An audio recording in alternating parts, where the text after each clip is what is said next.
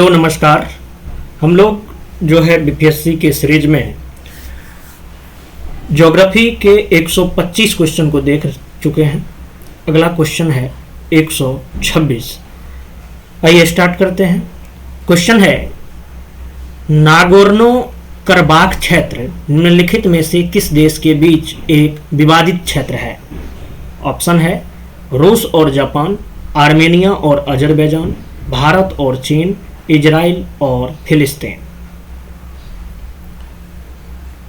आपको बता दूं, जो नागोर्नो करबाख जिसे कि आर्टसक के नाम से भी जाना जाता है, यह दक्षिण काकेशस में जो है एक लैंडलॉक्ड क्षेत्र है जो करबख की पर्वतीय श्रृंखला में स्थित है। नागोर्नो करबाख जो है एक विवादित क्षेत्र है जिसे अंतर्राष्ट्रीय स्तर पर अजरबैजान के एक भाग के रूप में मान्यता प्राप्त है, लेकिन मुख्यतः आर्टसक गणराज्य रिपब्लिक ऑफ आर्टसक द्वारा जो शासित है, जो आर्मेनिया जातीय बहुमत आबादी वाला एक स्वतंत्र राज्य है। और यह जो है अजरबैजान सोवियत समाजवादी गणराज्य के नागोर्नो करबाख स्वायत्तता ओब्लास्ट के आधार पर स्थापित है। इसका आंसर हो जाएगा बी। जो किसके बीच विवादित क्षेत्र है, तो आर्मेनिया और अजरबैजान के बीच। ये बात है वर्ष 1988 की, जब करबाख आंदोलन के आगमन के बाद से जो है अजरबैजान ने इस क्षेत्र पर राजनीतिक अधिकार का प्रयोग नहीं किया है। वर्ष 1994 में नागोर्नो करबाख युद्ध की समाप्ति के बाद से आर्मेनिया और अजरबैजान की सरकारों के प्रतिनिधि इस क्षेत्र की विवादित स्थिति पर शांति वार्ता कर रहे हैं, लेकिन मामला सुलझ नहीं रहा है। चलिए अगला प्रश्न है, गंगा नदी को भारत की राष्ट्रीय नदी कब घोषित किया गया था? ऑप्शन है 4 नवंबर 2008, 15 नवंबर 2010, 12 अगस्त 2011, 4 अप्रैल 2015। इसका सही आंसर हो जाएगा 4 नवंबर 2008। गंगा नदी को 4 नवंबर 2008 को जो है भारत की राष्ट्रीय नदी घोषित किया गया था। राष्ट्रीय नदी की महिमा में गंगा उत्सव का भी आयोजन किया गया था कुछ 1-2 साल पहले।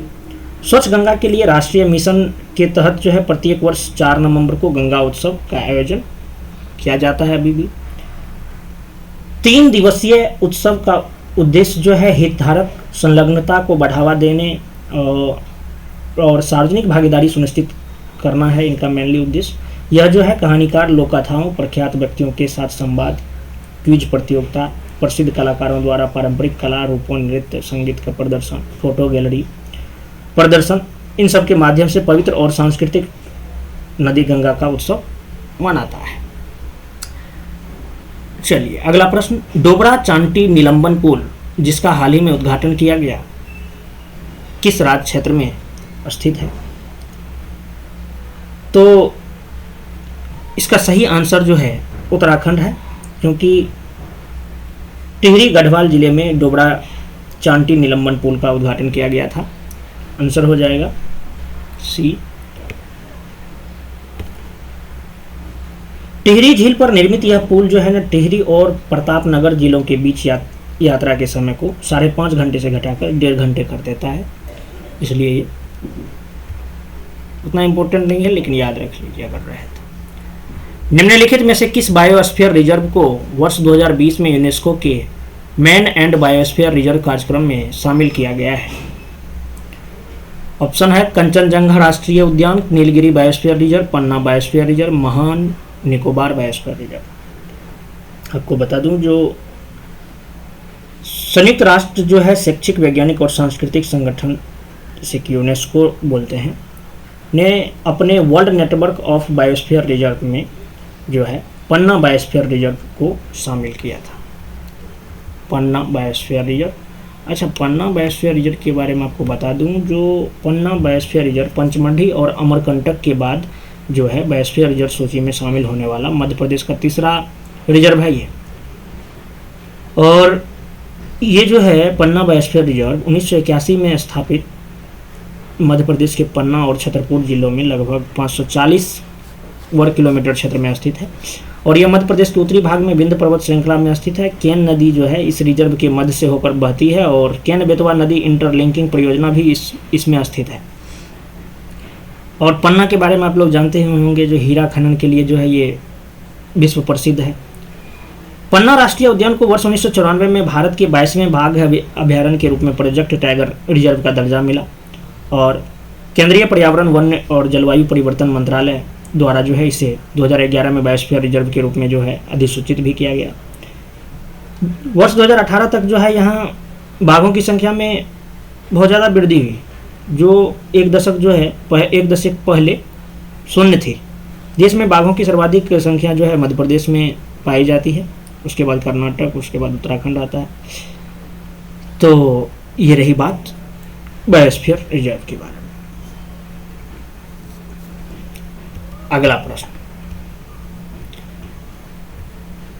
प्रश्न है, जो यह संरक्षित क्षेत्र केरल के दक्षिणी पश्चिम घाटों में स्थित है। विश्व का सबसे बड़ा और सबसे पुराना सागौन का वृक्ष यहीं पर है। यहाँ पाए जाने वाले जंतु वर्ग में नीलगिरी वुड कबूतर भी शामिल है। यह संरक्षण क्षेत्र है, मतलब कहाँ है? ऑप्शन है Parambikulam tiger reserve, silent valley national park, Idukki tiger reserve और वायनाड अभ्यारण्य। ये सब विशेषता कौन से अभ्यारण्य में या रिजर्व पार्क में है, ऐसा सवाल है। तो आपको बता दूं, जो परम्बिकुलम टाइगर रिजर्व जो है पश्चिमी घाट के दक्षिणी क्षेत्र में नेलियामपंथी और अन्नामलाई भाग में स्थित जो है एक सुसंरक्षित इकोलॉजिकल रिजर्व है, सुसंरक्षित पारिस्थितिक रिजर्व है। और यह जो है केरल के पलक्कड़ जिले में स्थित है और 2008-9 में टाइगर रिजर्व घोषित किया गया था इसे। इसका आंसर तो हो जाएगा ए, है ना। और आपको बता दूं, जो इस रिजर्व को जो है विश्व में पहले वैज्ञानिक रूप से प्रबंधित सागौन वृक्षारोपण का श्रेय दिया जाता है, जिसे बाद में वन भूमि में मिला दिया गया। विश्व का सबसे बड़ा और सबसे पुराना सागौन वृक्ष यहीं पर है। कन्नीमार, आयरिश नाम कोन्नीमार का बिगड़ा हुआ रूप है कन्नीमार। कन्नीमार नाम से ज्ञात यह वृक्ष जो है 350 वर्ष पुराना माना जाता है। इसकी ऊंचाई जो है 40 मीटर और मोटाई में 6.5 मीटर है। यहाँ पाए जाने वाले जंतु वर्ग में बाघ, grey headed fishing eagle, peninsular bay उल्लू, नीलगिरी वुड कबूतर, black capped kingfisher, great black wood keeper, lesser grey headed fish eagle, ये सब शामिल है। अगला प्रश्न है, निम्नलिखित में से किस राज्य ने भारत का पहला लाइकेन गार्डन विकसित किया है? ऑप्शन है उत्तर प्रदेश, उत्तराखंड, मध्य प्रदेश, अरुणाचल प्रदेश। आपको बता दूं, जो मुनस्यारी में जो है देश का पहला काई उद्यान या लाइकेन गार्डन विकसित किया गया है। और उत्तराखंड के कुमाऊं क्षेत्र के एक मनोरम हिल स्टेशन है ये मुनस्यारी में जो है 1.5 एकड़ क्षेत्र में विकसित उद्यान में जो है इस हिमालयी राज्य के विभिन्न हिस्सों में जो है 80 से अधिक लाइकेन प्रजातियों का संग्रह किया गया है। तो ये विशेषता जो है, पहला लाइकेन गार्डन विकसित किया गया है मुनस्यारी में। मुनस्यारी है उत्तराखंड में, आंसर हो जाएगा उत्तराखंड। और इस जो लाइकेन गार्डन जो है इसको राज्य के वन विभाग के अनुसंधान प्रभाग द्वारा जो है विकसित किया गया है। और इस स्थान को उद्यान के विकास के लिए इसलिए चुना गया क्योंकि इसे लाइकेन हेतु एक हॉटस्पॉट माना जाता है और यह स्थानीय रूप से झूला या पत्थर के फूल के रूप में जाना जाता है। अच्छा, लाइकेन के बारे में आपको बता दूं, जो लाइकेन जो है एक मिश्रित जीव है, जो एक पारस्परिक संबंध में जो है कई कवक प्रजातियों के तंतुओं के बीच रहने वाले शैवाल या साइनोबैक्टीरिया से उत्पन्न होता है। और वे जो है विभिन्न रंगों, आकारों और रूपों में पाए जाते हैं। उनके गुण जो है कभी कभी पौधों की तरह होते हैं, लेकिन लाइकेन पौधे नहीं होते हैं। लाइकेन में छोटी पत्ती रहित शाखाएं या समतल पत्ती जैसी संरचनाएं हो सकती है, लेकिन वे पौधे नहीं होते हैं। वे सबसे पुरानी सजीव जीवों में से एक हैं, जो आर्कटिक टुंड्रा, गर्म शुष्क रेगिस्तान, चट्टानी तटों, विषाक्त ढेर दीवारें, मिट्टी की खुली सतहों से लेकर सामान्य जगहों तक जो है व्यापक रूप से पाए जाते हैं।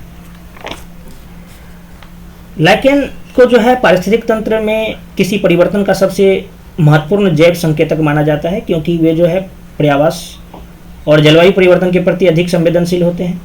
प्राकृतिक संसाधनों के अति दोहन, शहरीकरण के बढ़ते दबाव, पर्यावरण विनाश, वनों की कटाई और बढ़ते प्रदूषण के कारण जो है लैकेन प्रजातियां जो है कई खतरों का सामना कर रही है और हिमालयी क्षेत्रों के कुछ भागों में जो है धीरे धीरे कम भी होती जा रही है। और तो इतना बात आपको याद रखना है ये सब। अच्छा, उत्तराखंड में लैकेन की 600 से अधिक प्रजाति पाई जाती है। उत्तराखंड में सबसे ज़्यादा है, उसके बाद हिमाचल प्रदेश, उसके बाद जम्मू कश्मीर, है ना। तो ये भी ध्यान रखिए। अगला प्रश्न है निसर्ग, क्यार और महा नाम है, किस चीज़ की नाम है ये निसर्ग, क्यार और महा? ऑप्शन है गेहूं की नई किस्मों के, चक्रवातों के, मालवेयर के या कोविड प्रभावित देशों की मदद के लिए भारतीय नौसेना द्वारा संचालित ऑपरेशन के। तो निसर्ग, क्यार और महा चक्रवातों के नाम है जिन्होंने भारत और कुछ अन्य देशों के तटीय क्षेत्रों को प्रभावित किया था। तो इसका आंसर जो है बी नंबर हो जाएगा। को बता दूं, जो चक्रवात निसर्ग जो है ये अरब सागर में उत्पन्न हुआ और महाराष्ट्र, गोवा और गुजरात को प्रभावित किया था। चक्रवात क्यार जो है इसकी उत्पत्ति पूर्व मध्य अरब सागर में हुई थी और इसने सोमालिया, यमन, ओमान और भारत के जो पश्चिमी भाग है यहाँ भी प्रभावित किया था। चक्रवात महा भी जो है इसकी उत्पत्ति अरब सागर में हुई थी और इसने जो है ओमान, श्रीलंका, मालदीव, पश्चिमी और दक्षिणी भारत को भी प्रभावित किया था। इसलिए ये सवाल बन सकता है। अगला प्रश्न है निम्नलिखित में से कौन भारत में स्थानिक और लुप्तप्राय वनस्पतियों के संरक्षण पर एक रिपोर्ट जारी करने वाला पहला केंद्र शासित या राज्य प्रदेश बना है? आपको बता दूं, जो ये भी उत्तराखंड है। उत्तराखंड जो है 1100 से अधिक दुर्लभ वनस्पतियों को विलुप्त होने से बचाने के लिए अपने संरक्षण प्रयासों को उजागर करने वाली एक अनोखी रिपोर्ट जारी करने वाला जो है पहला राज्य बन चुका है। और अब अश्वगंधा, गिलोय, कालमेघ और चित्रक जैसी जड़ी बूटियों जो वर्तमान में मतलब इससे कुछ दिन पहले जो कोरोना का प्रचलन चल रहा था उसमें संभावित इलाज खोजने के लिए जो वैज्ञानिकों के शोध का हिस्सा बना था। अंतर्राष्ट्रीय प्रकृति संरक्षण संघ, जिसे कि IUCN बोलते हैं, IUCN की रेड लिस्ट या इसके तहत जैव विविधता बोर्ड की रेड लिस्ट के तहत जो है लगभग 1145 पौधों की प्रजातियों का संरक्षण किया गया है, जिनमें राज्य के वन विभाग के अनुसंधान विंग द्वारा जो है परियोजना से 46 प्रजातियां उत्तराखंड के लिए स्थानिक और 68 प्रजातियां दुर्लभ, लुप्तप्राय और खतरे में हैं, ऐसा बताया गया है। प्रश्न है अगला, हाल ही में निम्नलिखित में से किस देश ने राष्ट्रीय स्मारकों को क्षति पहुंचाने वालों के खिलाफ मुकदमा चलाने का प्रावधान किया है? तो ये प्रावधान जो है ये प्रावधान संयुक्त राज्य अमेरिका के द्वारा किया गया है। यही चीज़ अपना योगी जी भी अपनाते रहते हैं, ठीक है। और इसमें 10 वर्ष तक की जेल का प्रावधान है। अगला प्रश्न, आक्रामक प्रजाति चारू मुसेल जो कि स्थानिक प्रजाति विविधता के लिए गंभीर खतरा है, निम्नलिखित में से किस भारतीय राज्य में तेजी से फैल रही है चारू मुसेल? ऑप्शन है मणिपुर, ओडिशा, केरल, बिहार। तो मूल रूप से दक्षिण और मध्य अमेरिकी तटों पर पाए जाने वाले आक्रमणशील प्रजाति चारू मुसेल का जो है केरल में बहुत तेजी से प्रसार हो रहा है। और ऐसे यह जो है आक्रमणशील प्रजाति एक ऐसा जीव है जो किसी विशेष क्षेत्र में स्वदेशी या देशी नहीं है। यह मूल पौधों और जानवरों को विलुप्त करने, जैव विविधता को कम करने और सीमित संसाधनों के लिए जो है देशी जीवों के साथ प्रतिस्पर्धा और निवास स्थान को बदलने में जो है सक्षम है। चारू मुसेल समुद्री जहाज़ों से चिपककर भारतीय तटों तक जो है पहुंच जाते हैं। और वर्ष 2017 में जो है इस क्षेत्र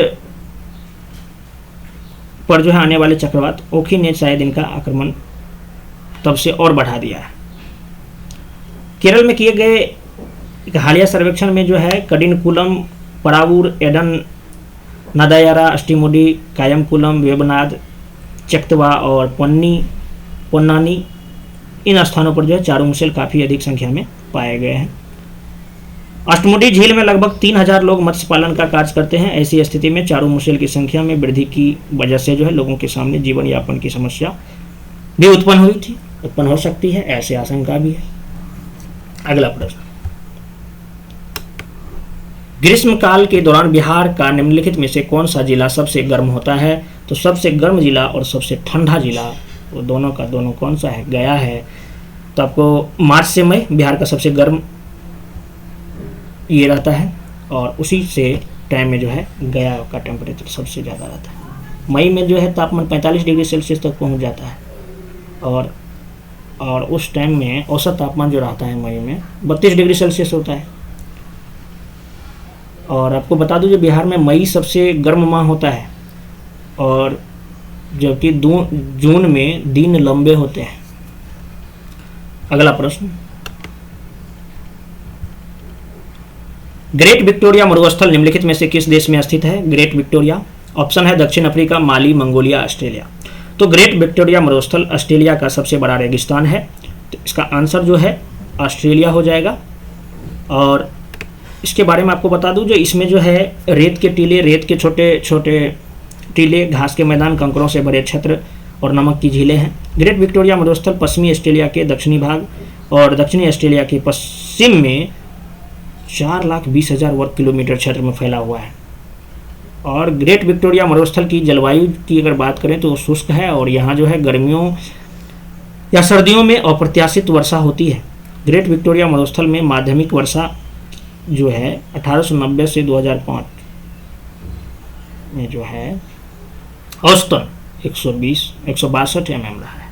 ग्रेट विक्टोरिया मरुस्थल का दक्षिणी ऑस्ट्रेलियाई खंड बड़े पैमाने पर अस्थिर परिदृश्य के कारण जो है इसे जो है यूनेस्को द्वारा जो है एक बायोस्फीयर रिजर्व भी घोषित किया गया है।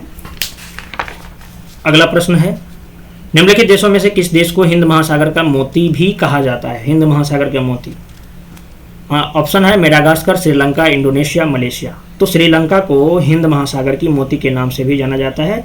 इसे गेटवे टू एशिया भी कहा जाता है, इसलिए दोनों बात याद रखिएगा। अगला प्रश्न, पृथ्वी के सबसे निकटतम तारे का नाम क्या है? ऑप्शन है Proxima Centauri, Alpha Centauri A, सोर्ज, अल्फा सेंचुरी बी। तो पृथ्वी के सबसे निकटतम तारे का नाम क्या है? तो पृथ्वी का सबसे निकटतम तारा जो है सूर्य है,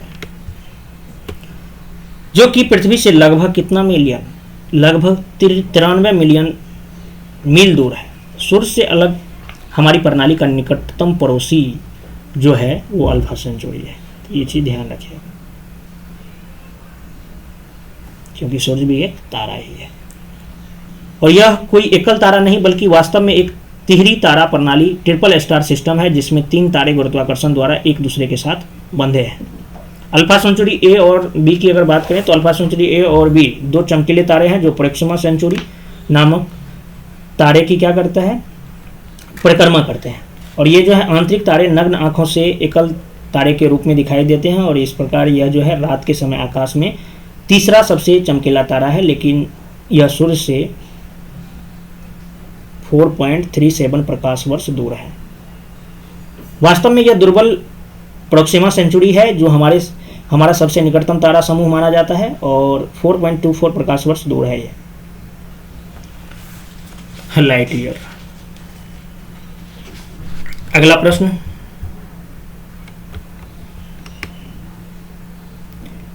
अगला प्रश्न है, एनु जनजाति निम्नलिखित में से किस देश में पाई जाती है? एनु या एनु, ऑप्शन है Japan, Bolivia, Mexico, Azerbaijan. Ainu एक जो है स्वदेशी लोग हैं जो मूल रूप से जापान में होकाइडो द्वीप पर निवास करते हैं, लेकिन ये जापान के मुख्य द्वीप होन्शु के उत्तर में और रूस में सखालिन द्वीप में भी रहते हैं। तो रूस तो ऑप्शन में भी नहीं है, तो आंसर हो जाएगा ये, मेनली ज़्यादा जापान में ही है। अगला प्रश्न है, निम्नलिखित में से कौन सा एक देश प्राकृतिक रबर का सबसे बड़ा उत्पादक है? ऑप्शन है इंडोनेशिया, भारत, चीन, थाईलैंड। विश्व में प्राकृतिक रबर का उत्पादन में जो है थाईलैंड पहले स्थान पर है, तो इसका आंसर हो जाएगा डी। प्राकृतिक रबर जैसे कि कॉटचोक, इंडिया रबर, लेटेक्स और अन्य नामों से भी जाना जाता है, रबर के पेड़ से प्राप्त होता है, चीज ध्यान रखिएगा, आंसर थाईलैंड। भारत में कौन सा राज्य यूरेनियम का सबसे बड़ा उत्पादक है? ऑप्शन है ओडिशा, कर्नाटक, आंध्र प्रदेश और गोवा। तो भारत में जो है आंध्र प्रदेश यूरेनियम का सबसे बड़ा उत्पादक राज्य है। भारत के आंध्र प्रदेश राज्य के कडप्पा जिले में स्थित तुम्मलपल्ले गांव की खदान को विश्व में यूरेनियम के सबसे बड़े भंडारों में से एक माना जाता है। Uranium corporation of India limited ने जो है तुम्मलपल्ली क्षेत्र में एक खदान का निर्माण किया है जो 7.5 किलोमीटर तक फैली हुई है और इसमें जो है दैनिक आधार पर लगभग 3000 टन यूरेनियम का खनन होता है। और ऑप्शन में जो ये क्या बोलते हैं, आंध्र प्रदेश के बाद जो है, अगर भारत में बात करें तो उसके बाद आंध्र प्रदेश के बाद झारखंड और कर्नाटक के स्थान आते हैं। ये भी यहाँ पे भी यूरेनियम के भंडार हैं। झारखंड में जादूगोरा और डोमियासिएट मेघालय, गोगी कर्नाटक, ये सब जो है यूरेनियम उत्पादक खदानें हैं, तो ध्यान रखिएगा। अगला प्रश्न है, निम्नलिखित में से कौन भारत का पहला जैविक राज्य है? ऑप्शन है छत्तीसगढ़, केरल, सिक्किम, त्रिपुरा। जैविक राज्य तो 100% जैविक राज्य जो है सिक्किम बन गया है। कब बना था? 2016 में। सिक्किम में सभी प्रकार की कृषि गतिविधियां पूर्णतः सिंथेटिक और उर्वरकों और कीटनाशकों के प्रयोग के बिना की जाती है, जिससे कि इस क्षेत्र के लोगों को सुरक्षित खाद्य विकल्प होता है। साथ ही यहाँ कृषि पर्यावरण अनुकूल गतिविधि बन गया है। सिक्किम ने अपने नाजुक पारिस्थितिकी तंत्र की रक्षा करने के लिए जो है वर्ष 2003 में जैविक कृषि अपनाने का निर्णय लिया था। ठीक है, और 2016 में सक्सेस भी हो गया, 100% जैविक राज्य बन गया। तो आंसर तो इसका कर दीजिए टिक, सिक्किम। अगला प्रश्न है, निम्नलिखित में से किस देश के साथ भारत अपनी सबसे छोटी अंतर्राष्ट्रीय सीमा साझा करता है? बहुत ही अच्छा प्रश्न है। 106 किलोमीटर अफगानिस्तान के साथ।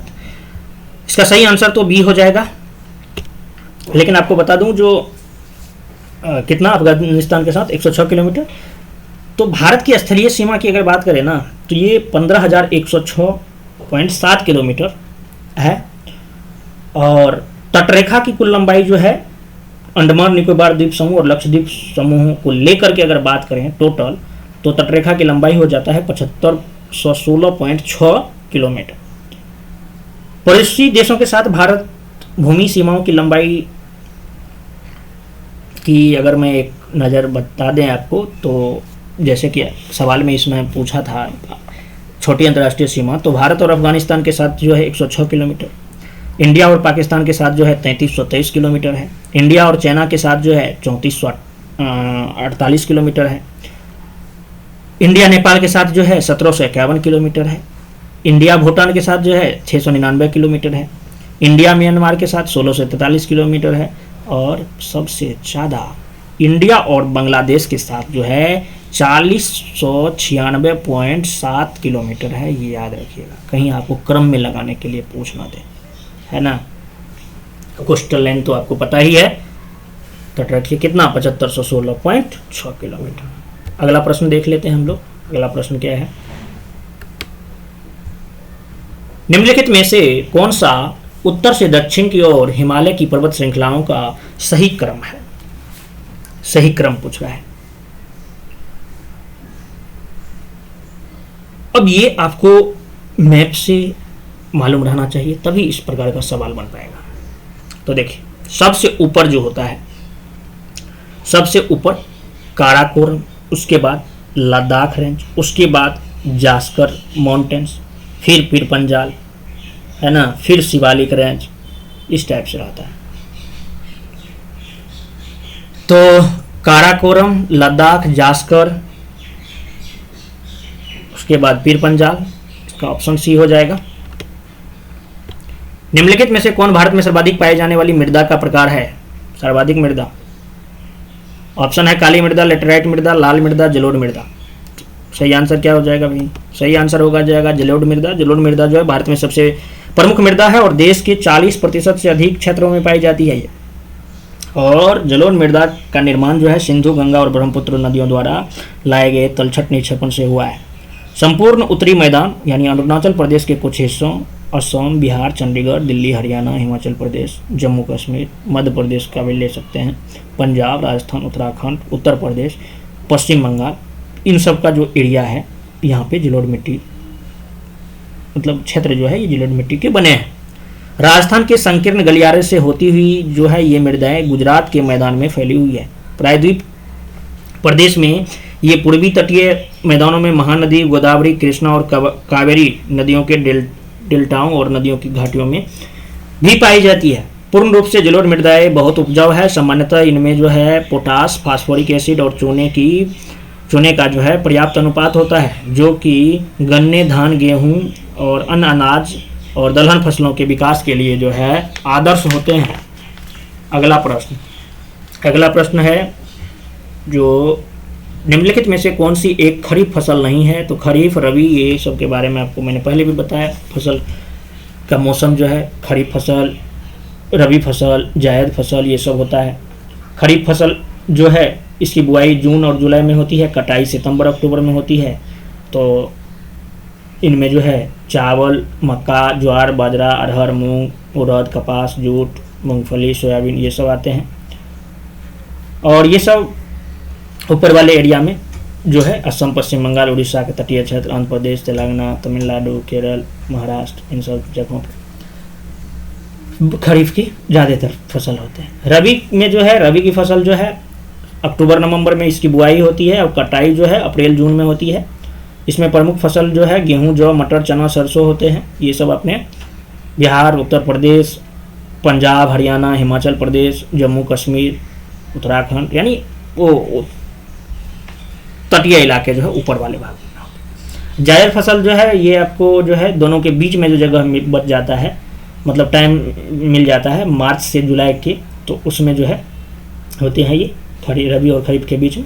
मौसमी फसल, सब्जियां, चारे के फसल, ये सब लगाए जाते हैं। अधिकांश उत्तरी और उत्तर पश्चिमी राज्यों में ही होते हैं ये, और अपने बिहार में भी होता ही है, देखे ही होंगे आप, यूज किया जाता है। तो इसका आंसर क्या हो जाएगा भाई? निम्नलिखित में से कौन सा एक खरीफ फसल नहीं है? तो खरीफ फसल नहीं है। चावल है, बिल्कुल है, चावल है, जूट है, सोयाबीन है। गेहूं है? नहीं। गेहूं कौन सा फसल है? गेहूं रबी फसल। अगला प्रश्न, निम्नलिखित में से कौन फुटलोज उद्योग का उदाहरण नहीं है? फुटलोज उद्योग सबसे पहले आपको समझना पड़ेगा। फुटलोज उद्योग, तो ऑप्शन बी पढ़ लीजिए, कंप्यूटर विनिर्माण, चीनी मिल, स्मार्टफोन की असेंबलिंग, घड़ी विनिर्माण। फुटलोज उद्योग कहते किसको है? तो फुटलोज उद्योग जो है ऐसे उद्योग को कहते हैं जो संसाधन या परिवहन जैसे कारकों से प्रभावित हुए बिना किसी भी स्थान पर स्थापित किया जा सकता है।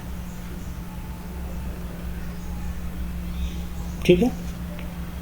और प्रायः जो है इन उद्योगों की लागत जो है स्थानिक रूप से अस्थिर होती है, जिसका अर्थ ये बताने वाला हूं कि उत्पादों को कहीं भी एकत्र करने के बाद भी उत्पादों की लागत नहीं बदलती है, उतना ही रहेगा। और यह न तो प्रदूषण को बढ़ाने में और न ही उसको कम करने में अपना योगदान देते हैं। आमतौर पर यह एक गैर प्रदूषणकारी उद्योग भी है। Diamond cutting and designing, computer manufacturing and smartphone manufacturing, assembling, information technology service जो है, प्रिसीजन इक्विपमेंट है, घड़ी, ये सब जो है फुटलोज उद्योगों के उदाहरण है। इसमें जो है चीनी मिल जो है ऑप्शन में, तो चीनी मिल गैर फुटलोज उद्योग का उदाहरण है, क्योंकि आपको ये मालूम होनी चाहिए जो कच्चे माल जो है इसमें गन्ना बेल्ट के आसपास के क्षेत्र में स्थापित करने की आवश्यकता होती है। मशीन वहाँ लगाना पड़ता है, क्योंकि फिर नहीं तो क्या भारी लगेगा गन्ना को मिल तक पहुँचाने में। तो मेनली बात आप समझ गए होंगे, आंसर हो जाएगा चीनी मिल। अगला प्रश्न है, निम्नलिखित में से कौन सी नदी बिहार के मैदान को 2 शाखाओं में विभाजित करती है? बड़ा अच्छा सा प्रश्न है, सिंपल सा प्रश्न। तो इसका आंसर तो आपको मालूम ही होगा, गंगा। गंगा और उसकी सहायक नदियां बिहार के मैदानों को 2 शाखाओं में, उत्तर बिहार और दक्षिण बिहार के रूप में विभाजित करती है। इसके मध्य में पश्चिम से पूर्व की ओर जो है ये गंगा प्रभावित होती है। बिहार का उत्तरी मैदान पहाड़ों और दक्षिणी पठारी क्षेत्र के बीच विस्तृत है। उत्तरी, अगर बात करूं कुल क्षेत्रफल का मैदानी के बाद, तो बिहार जो है कुल क्षेत्रफल का लगभग 96.7% हिस्सा जो है मैदानी क्षेत्र, जो लगभग 90,650 वर्ग किलोमीटर है। सोच सकते हैं 94,163 किलोमीटर इसकी कुल क्षेत्रफल ही, जिसमें मैदानी इलाका इतना है। और यह जो है आंशिक रूप से टेथिस सागर का तल है, जिस पर हिमालय और छोटा नागपुर पठार की नदियां ने जो है अपना निक्षेप जमा किया है। अब लास्ट प्रश्न है ये, और प्रश्न बड़ा गलत सा है, अटपटा सा है, लेकिन हम इसका जिक्र कर देते हैं। एक सवाल पूछा है, जो कर्क रेखा बिहार के निम्नलिखित में से किन जिलों से होकर गुजरती है? तो अब भाई बिहार से जब गुजरती ही नहीं है कर्क रेखा, तो किस जिला से होकर गुजरेगी? इसीलिए कोई बात नहीं, सवाल है तो इसका जिक्र ये कर देते हैं। जो कर्क रेखा जो है, कर्क रेखा 8 भारत के 8 राज्यों से होकर गुजरती है। कौन कौन सा भाई? स्टार्ट कीजिए गुजरात से। गुजरात के बाद राजस्थान, राजस्थान के बाद मध्य प्रदेश के बाद छत्तीसगढ़ के बाद झारखंड, उसके बाद वेस्ट बंगाल, फिर उधर 7 सिस्टर में त्रिपुरा और मिजोरम। यही 8 राज्य हैं जहां से कर्क रेखा होकर गुजरती है। धन्यवाद, मिलते हैं नेक्स्ट लेक्चर में।